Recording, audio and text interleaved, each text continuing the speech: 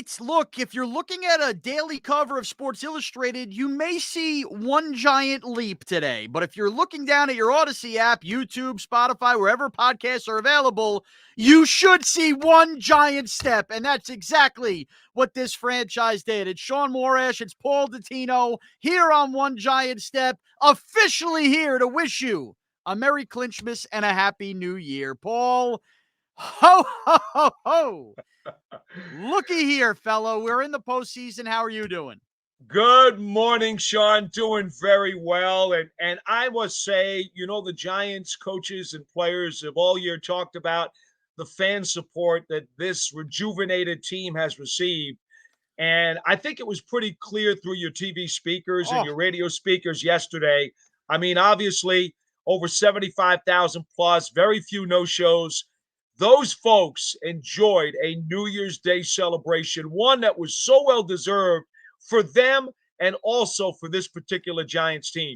no doubt, Paul. I had tweeted this early on in the game. I said, this is the loudest a Giant home crowd has sounded through TV. Obviously, I've been in the building. TV doesn't always tell the story where it is Right. louder in the building than TV portrays. But for a Sunday, and Giant games, Paul, you usually get the drunk, rowdy crowd in a primetime game, maybe that late window NFC East, something like that at 425. For a 1 o'clock game, a lot of times that could be the wine and cheese, the celery and carrots crowd. That crowd was rocking off of a New Year's Eve to come in 1 o'clock. LT came out, got the crowd all fired up. It sounded so loud, and that made me jump out of our seat. And, Paul, so many things that were important here, right? 11 years to the day since the home crowd got to witness the Giants clinch a playoff spot on their own. That game versus Dallas, Victor Cruz, the whole thing. Of course, 2016, it was somebody else doing the Giants' work for them in Week 16 to get them in. So it's been a long time coming for the MetLife crowd, the Giants crowd, to experience something like this. And then on top of that, a special number that me and you have danced around all year with game picks. The first time since December 22nd, 2019, that a Giants offense scored 30 points in a game. Now, they ended up 38 because you had the Landon Collins pick six as well. 3 years plus since that happened as well. And oh, by the way, may I add, a final cherry on top coronation of the Giant quarterback getting chance of DJ, and then getting taken out, a hero salute for the crowd to cheer for him as Tyrod came in. Holy crap. I don't care if that doesn't get bleeped out. What a difference a year makes, Paul. Clinching a playoff spot, the head coach getting a Gatorade bath, and the quarterback who once got booed at Yankee Stadium while throwing out a first pitch is getting a heroic chance and taken out of games. Unbelievable day. Any more energy from your side of this conversation is going to short circuit the computer and the internet, okay? I'm fired up. The 38 points, the most they'd scored since December 22nd of 19 in Washington when they scored 41. That in itself was quite an explosion. But I'm glad you brought up the chance for Daniel Jones because they gave Eli Manning chance several years ago when he played his last home game against the Miami Dolphins, and that was a very emotional situation. But to be frank with you, Sean, there were a lot of no-shows that day. Yeah. And by the time that game ended, the whole deal, right? yeah, by the time that game ended and they were chanting for Eli, there were a number of empty seats. Not yesterday. The chance for Daniel Jones came from a virtual full house. And that's what not only made it reminiscent, but even all the more special, especially since this kid had been beaten up by so many of his critics over the years. I immediately thought of the significance of it, and I was glad that not only Jones had it brought up to by the media, but some of his teammates addressed it after the game. Yeah, and Paul, look, I this is going to get really stupidly personal here for a second. When it comes to the Giants, I don't care how pathetic and idiotic I sound. I'm a blubbering mess and I get very, emotionally passionate about the Giants. Okay, for me, the Giants are always going to represent the thing when it came to my father and my two sisters. I didn't have any brothers growing up. Like, that is the thing we connect on still in our adulthood. Growing Right. up, it was the one thing expected from us was Sundays, we gather on the couch, we go to a game with dad. Like, that is our thing. I'm lucky enough to still have my dad who watches all the games with us and everything. So the Giants are they've always been this emotional heartbeat inside of me. And yesterday, when Daniel Jones got taken out of this game, and you hear the crowd chanting, and he had just put on this display, I think he should be the NFC Offensive Player of the Week. And you see guys like Dexter Lawrence, Saquon, Sterling Shepard even off of there, Leonard Williams. All of these guys, Andrew Thomas, who have experienced essentially nothing but losing for the most part here since they've all been Giants. Julian Love. And all coming to hug that quarterback that so many have been ready to run out of town. To me, that was an emotional moment. That was a moment of, we are worthy, Paul. We are worthy of this moment to go to the postseason, and that these guys who have known nothing but losing experience what this felt like, and seeing a giant crowd that just wanted nothing more for them to succeed. That was some special stuff yesterday. It really was. I think it was very important for this franchise and for Daniel Jones to have that moment, Shaun, because let's face it, we've discussed this before. In terms of, quote, must-win scenarios, Daniel Jones is now 3-0. He Yeah. beat Dallas 2 years ago in the finale when he had to have it at MetLife Stadium. He helped beat Washington a couple of weeks ago down in Washington in prime time when most people, again, they didn't understand the math, but it was viewed as a must-win game. Right. It was certainly viewed as a must-win game yesterday in the home of MetLife, and he came through in flying colors. So for that, I thought it was significant because, look, we both know that there were permutations where the Giants could have lost yesterday and still clinched. That would not have nearly carried the weight of a convincing thrashing of an inferior team in front of your home fans, and for the first time this season, winning a game by more than one score. Woo! This is the way it was supposed to be. Right. And by the way, the things they would have needed to happen didn't happen. So the Giants No, would they have been did sweating not. this out. And they might have been on a Sunday night game or something like that versus Philly this week, where we all would have been shaking in our boots. That being said, Oh, it would have been. I'm Yeah. telling you that right now. They would have been playing Sunday night at Philly next weekend for the right to get in. Yeah, and this would have felt like a much different week. Now, Paul, with all that, and I've had a lot of, the Cowboy fans texting me, the Eagle fans, the Jet fans, as I'm trying to enjoy myself, stuff rainbow cookies down my fat face and just, soak in the new year. And a lot of people, calm down with your tweets about that they beat the stinking Colts. Hold on now. Hold on now. The same Colts who built up that 33-0 lead on the Vikings, the same Colts who basically were toe-to-toe with the Cowboys for 3 quarters. It's so funny how, if the Giants would have struggled and won another one-score game, what would the narrative have been? Well, how can you really trust this Giant team? They struggle with the Colts. Now they go blow the doors off a bad opponent like they should. If you're a really good team, you smash a bad opponent. The Giants did that. And it's still not good enough for the naysayers and the haters. So I say, screw all of you. This is exactly what the Giants had to do. And back to the Daniel Jones point. You know what's great about Daniel Jones, too? You brought up those must-win games. Okay, now we have seen this week versus the Colts.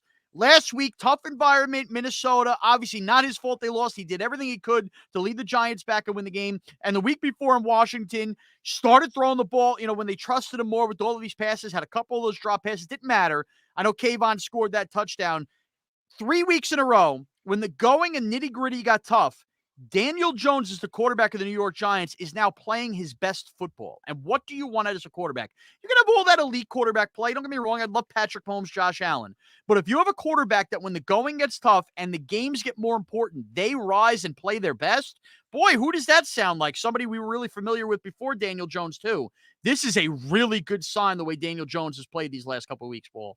Yeah, and the thing about it is, Shaun, he doesn't need validation from the critics outside the building. It is those people who work with him, or his teammates, his coaches.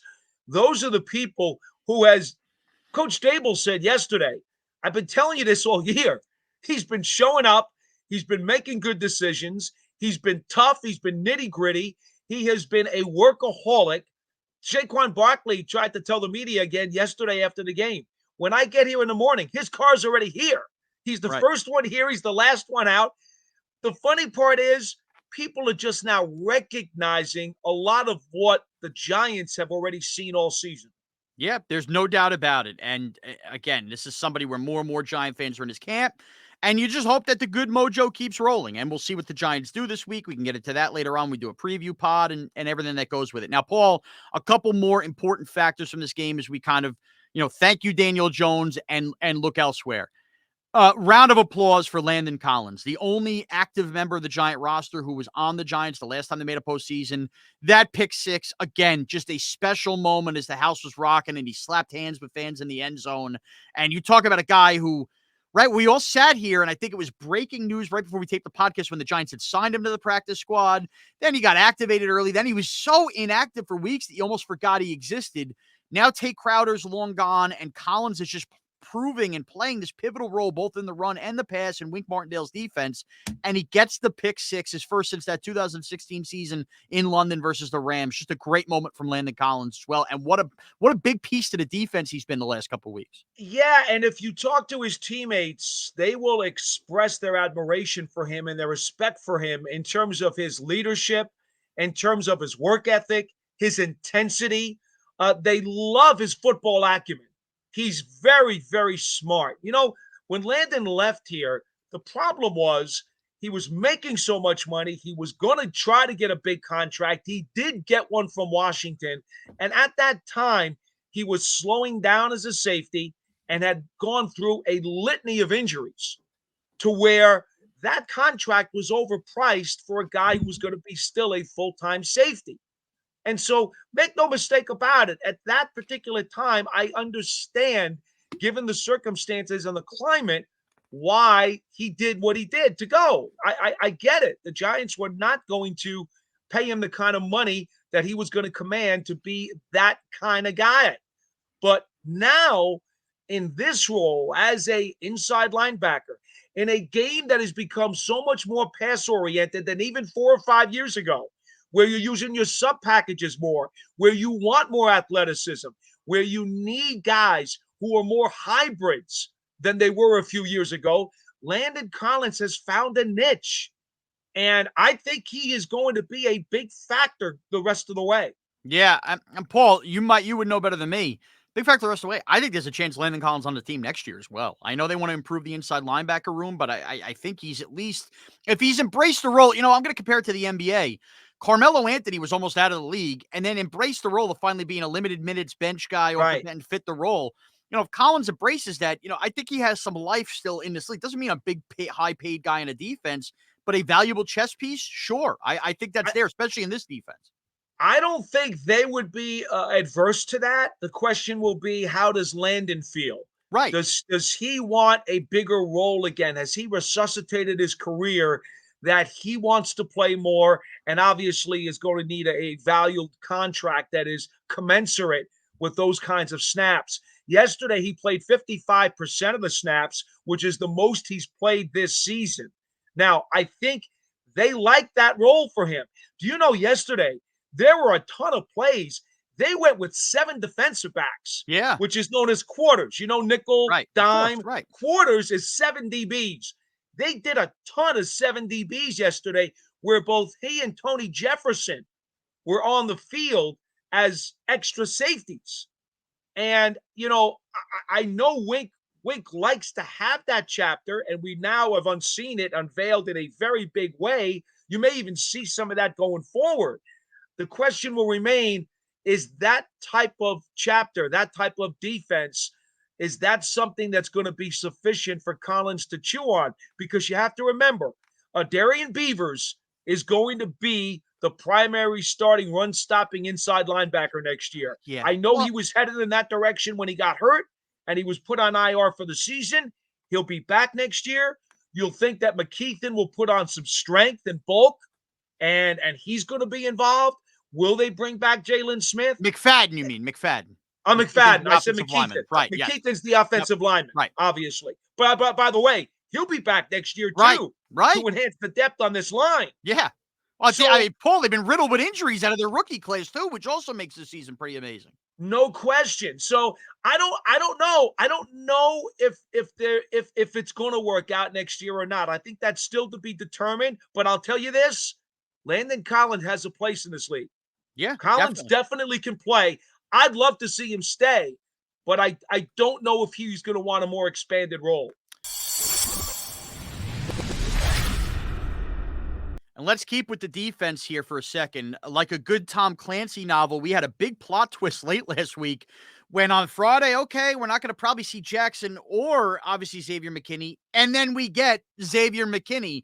And Daboll said this in the postgame presser too. They had planned a lot of limited snaps for him. His conditioning looked good, and he looked good on the field. And ironically, he got beat for that one big play that Indy made, which was just an incredible catch. But Yeah. Xavier McKinney seemingly didn't miss a beat yesterday, Paul, and he was a part of a lot of those packages, the quarters packages and everything else. I was stunned to see him on the field. It is certainly refreshing. Clearly, this is a different defense with him on the field. So a two-parter for you, Paul. Number one, how surprised were you at that late twist in the week that McKinney would play? And number two, we did not end up seeing Adoree Jackson. I know you've been projecting for weeks he'd come back. Now it really doesn't matter for Philly. Do you think we get Adoree at all to shake off the rust, or are we just going to see him in 2 weeks? I wouldn't be surprised if they give him a few snaps against Philly just to get him back in a game, but I also wouldn't be surprised if they don't play him at all. I mean, Yeah, I I would. Yeah. think the trainers are going to have a very big say on this, as they have the last 2 weeks. And he's a You know, pro, and it's not like he's some young guy. Adoree Jackson's played the playoffs before. I think you trust him if he's resting that he'd be ready to go in 2 I weeks. suspect as though I'm leaning toward at this point not playing him, but I wouldn't blame him if they got him a series or two just to get back in the flow, because even McKinney admitted he had to shake off rust early in that game yesterday. Right. Well, would you want Jackson to be rusty in the first quarter of a playoff game Right, against when Justin Jefferson. Right. and all it could take is 1 or 2 plays and you pay for it? That's true. So I don't really know how they're going to play that. I do feel confident, though, obviously, that he's going to play in the playoffs. I just don't know what they're going to do with him against Philly. McKinney's an interesting case because, we knew he was going to have the splint on his hand. It clearly impacted him. I think had he not had the splint on the bomb that you're talking about, he might have been able to make a better play on the ball. He But might have you been. could see when he went up, his hand was stiff and it's closed because he's got that splint on it. And he really couldn't attack the ball quite as well as he would have liked. I thought about that, Paul. The only counter, and you're right, clearly doesn't have full functionality, but I wonder if a lot of going up like that was him now having to gain the trust in the hand as well with the splint on, where, yeah, the splint might have hindered him, but now mentally, if he has a little more trust, I mean, that's still very early in the game. Maybe he's a little more aggressive in fighting his hand up there, too. Potentially, potentially. I talked to him after the game on our MSG postgame show, and he said the splint was not an issue, didn't bother him at all. He went for a post-game X-ray just to check to see if Yeah, there was any damage. Daboll was Nothing at all. surprised by that post game. Did you hear that? Yes. Daboll got asked, and even Daboll was like, "Oh, it wasn't as bad as what Ron Rivera had to answer. We had no idea the Commanders could be, eliminated if that was a bad one on Sunday." But Daboll was, Yeah, that taking didn't the turn spot out for so good, did it? No, That was a bad look for that was Washington. a very bad look. But Okay, but just about X, I yeah, want to give you numbers here, Shaun. 48 snaps, 83%, which was third most on the Giants defense yesterday. Now, remember, in most games, you're going to get at least 65 snaps, 70, 75, kind of depends on the tempo of the game. So, in truth, because it was a slow down game yesterday, 48 snaps is not a whole lot, right. considering it could have been a whole lot more. He, of course, did not tell us what the snap count was, but he did go over it. And that's because he was feeling good. I think you saw the video I put up the other day at practice where he was running and catching a ball. Yeah, His conditioning was good. And God bless that he had the trainers and the doctors take care of him to this degree where he could make this comeback. yeah, that's extremely refreshing. And now more on the defense, Paul. Ojulari only plays 7 snaps, so maybe that was just more of a, hey, get him out there, keep playing, but they didn't actually need him, so why Right. push him? That's the vibe I got from it. Ankle was still a bit sore after the game. I did talk to him, so there was no need to push it because they Yeah. didn't need him. It was a blowout. And that is a classic example, and I would go Leonard Williams as well with the burner where he had to come out. That's been bothering him. Right. Both of those guys, in my opinion, Paul, should not see the field next week versus the Eagles. Yeah, I strongly want to stress this to all the fans out there that Coach Daboll is probably as symbiotic with his training staff as any coach I've ever seen. He trusts these guys 150%. and takes their suggestions probably more than anybody. The Giants have always been good about letting the medical staff dictate availability of players. But for Daboll, this guy is he like welcomes suggestions even above and beyond. So I think what will happen this week against Philly is that the training staff is going to give him a list of guys and suggest that this guy's nicked up, this guy's banged up, this guy's bruised, this guy's got a low gas tank, this guy's really fatigued. And I think that Daboll will not have any problem at all of putting those guys off to the side. Yeah, I agree. And we can have that conversation more later in the week once we kind of see where this is going as far as what the Giants should do. But yeah, I'm leaning more that way. And I just want to throw this caveat out there, Paul, because we are going to get tweets on this and I've seen them already. Look what the Giants did in 07. Remember, the Giants did the same thing in 16, eliminated Washington. It didn't do them any good.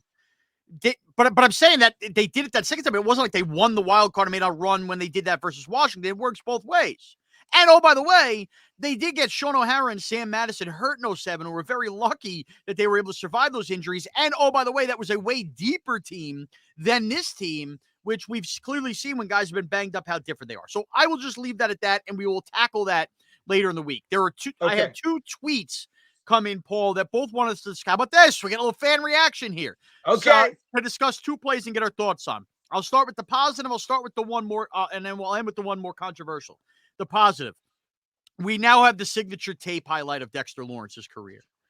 I think that people in real time didn't realize when he tackled both an offensive lineman and the quarterback and got that sack, it was Quentin Nelson that Dexter Lawrence did that to. Now, you had talked about in the preview pod, he's not having the greatest year, Quentin Nelson, but that moment for Dexter Lawrence to just flat out knock over and sack both Nelson and, was it still Foles at that time? I'm losing track. It might have been Ellinger, but whoever it was at the time, to tackle both of those guys on one play.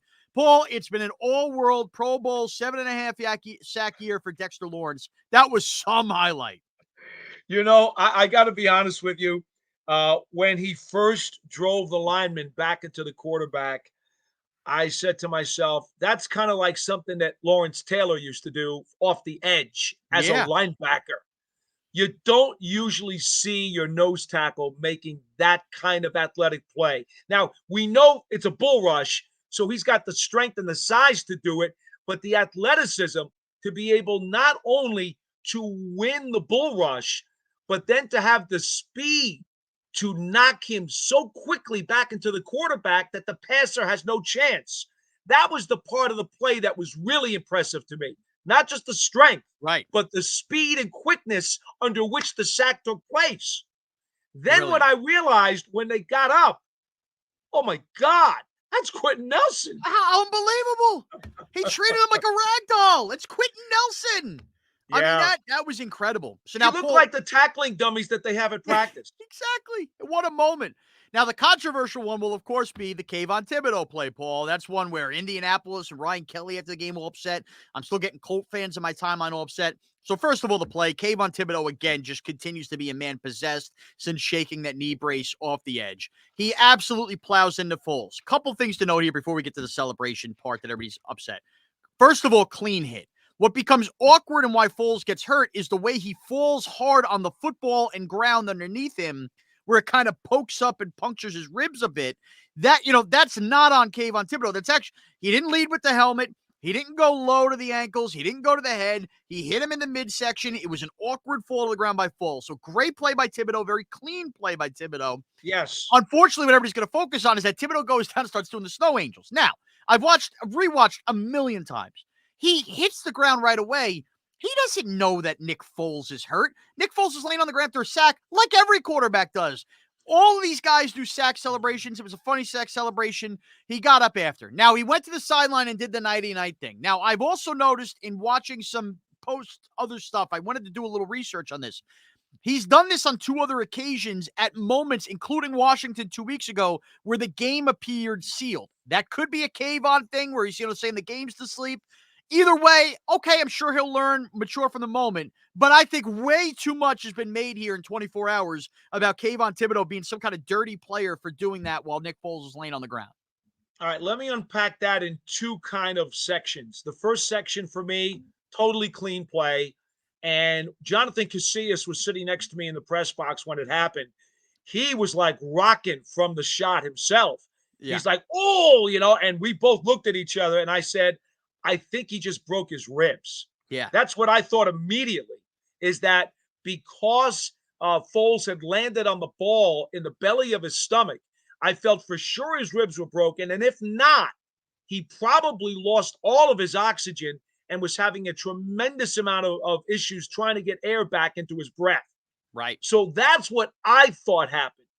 And Jonathan said to me, yeah, he goes, I that's possible, but he goes, look, they're bringing out the cart.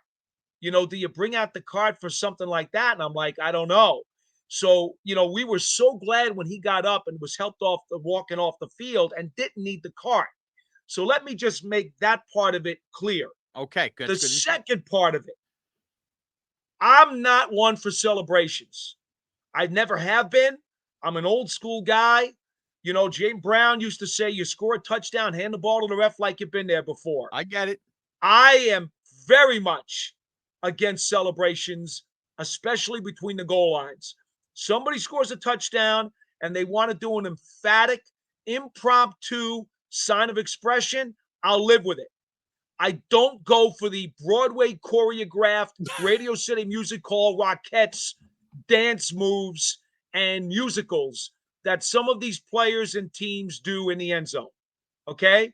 So I would already cut down on the end zone celebrations, and I certainly would virtually eliminate anything other than perhaps a high five or a fist pump, anything between the goal lines. Okay. So personally, what Thibodeau did is against my grain. I don't agree with it.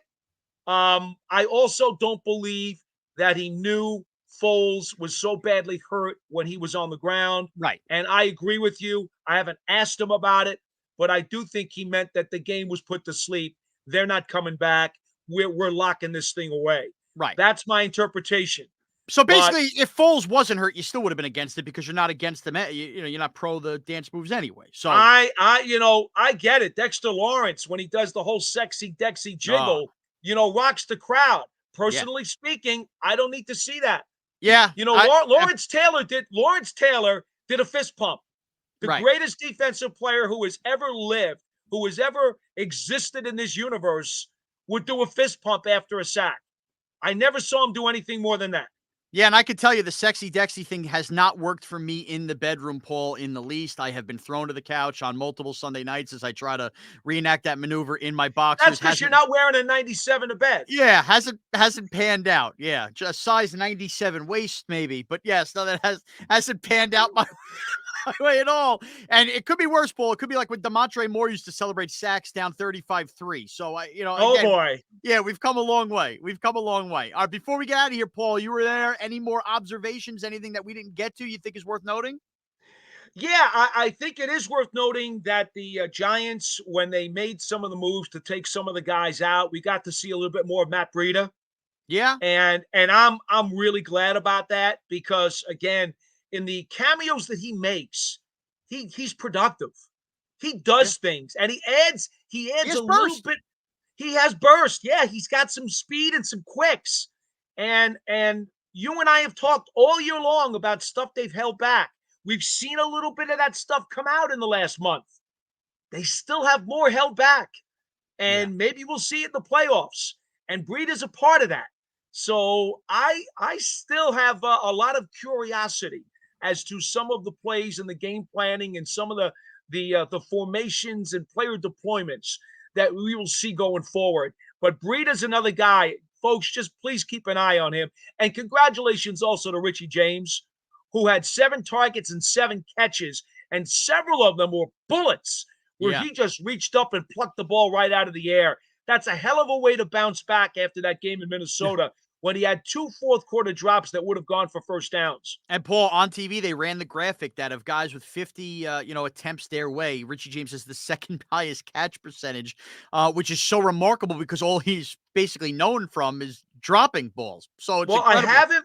I have the Giants as a team down for 40 drops on the season. I have 4 down by my video grades for Richie James. Right. 2 of his Two of his drops, remember, came on special teams Yeah, returns. we don't forget them, Paul. And by the way, they'd be remembered very greatly had Well, the the Giants beat fumbles. them in. Yes, Yeah, yes. not drops, Oh, fumbles. right, yes. But I think that's the problem. He gets kind of tattooed, and that is the overwhelming negative against him is that Seattle game. Take away Right. that Seattle game, Richie James has been very productive. And there were a lot of Giant fans calling for Richie James to be cut. You can't accept those plays versus Seattle. Well, guess what? Wan'Dale Robinson got hurt a couple weeks later, and where would this Giant team be if they did not have Richie James as their slot receiver right Or now? Isaiah Hodgins on the Yep, outside. exactly. Just incredible. Well, Paul, we get to sit back this week, watch practice, see who's going to be banged up. And in a weird way, boy, those Eagle fans got to sweat out Sunday. Not us. Not us. We're comfortable in our own skin. And we'll see where this goes. So the Giants are in. The Giants are in the postseason, the first year of the Brian Daboll era. Incredible. You know what, Shaun? There is one nerve-wracking game to watch on Sunday. You really, I think you want San Francisco to beat Arizona Oh, so that definitely. they seal up the 2 and the Giants then go back to Minnesota. By the way, did you notice the Vikings lost 2 of their linemen yesterday in the game? Yes, they are. They're down to the third string center now. This is going to And be, their second yep, string right tackle. yep. I That's just a thought shame. I'd throw it out there. Yeah, The Giants pass rush, should they have to play Minnesota in 2 weeks, might be going up yeah. against a very suspect line. And, Justin Jefferson running free when it's Xavier McKinney and Adoree Jackson could look a little different than when it's McLeod dropping passes. So, look, that's whatever. We'll get there when we get there. But you're right. Let's go 49ers this weekend. We'll rubber hit. By the way, Giants Vikings, we've seen plenty of those playoff games in the past. They've gone, bad ways with Chris Callaway. They've gone great Yeah. ways with Kerry Collins and Ike Hilliard. So hopefully we get another classic Giants Vikings play. Or maybe we get another 38-10 Giant win. How about that? We'll take those again, too. So hopefully we have all that. All right, Paul, we can follow you all week. There's going to be a big week of practice. We'll also find out the game time for the Giants as well. Where can we get you on Twitter? At Giants WFAN. You can get me at Mraz CBS. Thank you to our producer, Adam. Hey, and if you guys are listeners to the podcast, go on the WFAN YouTube page. Search Shaun Morash, Paul Dottino, right down there. Boom. You'll find our lovely smiling faces in all their glory with plenty of clips and the show on YouTube as well. Thank you to everybody. Enjoy your Merry Clinchmas. Just relax this week. Let the Eagle fans worry about this week. Let's go, Big Blue. The playoffs are here. Thanks for taking one giant step with us.